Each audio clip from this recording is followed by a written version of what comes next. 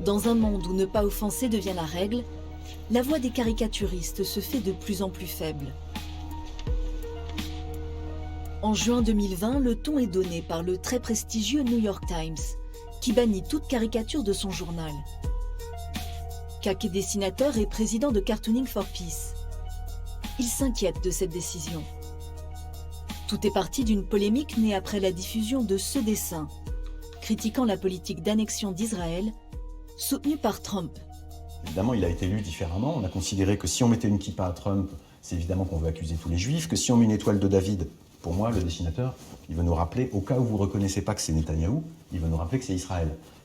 Un manque de bol, c'est aussi l'étoile de David. Donc du coup, les juifs sont des chiens, etc. Enfin, vous pouvez développer le truc comme vous le voulez.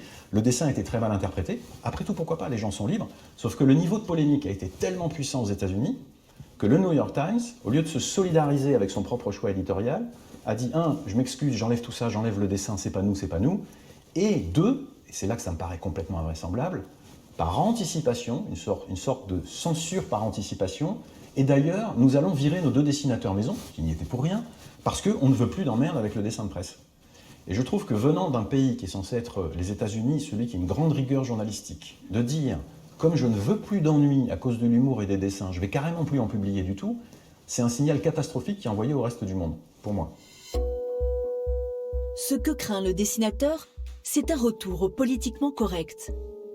Comme tous ses collègues, il constate depuis quelques années l'avènement de ce qu'on appelle la cancel culture, sorte de dénonciation publique, d'attaque sur les réseaux sociaux.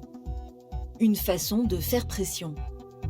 Non seulement les gens vont se plaindre qu'ils n'aiment pas votre travail, c'est la liberté d'expression, ils peuvent le faire, mais le ton va monter très très vite. Ça va basculer dans menaces, parfois même menaces de mort, en tout cas d'agression, on sait où tu habites, on va venir chez toi, on va venir te trouver.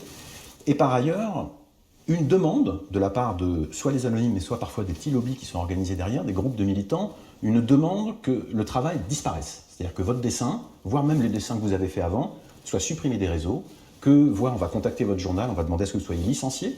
Ça peut même venir parfois d'ambassades étrangères. Un dessin n'a pas plu à la Chine, l'ambassade de Chine va contacter les autorités en disant il faut des sanctions. L'ambassade d'Israël considère qu'un dessin est antisémite, va contacter le journal en disant comment se fait-il que vous travaillez encore avec ce dessinateur. Et donc,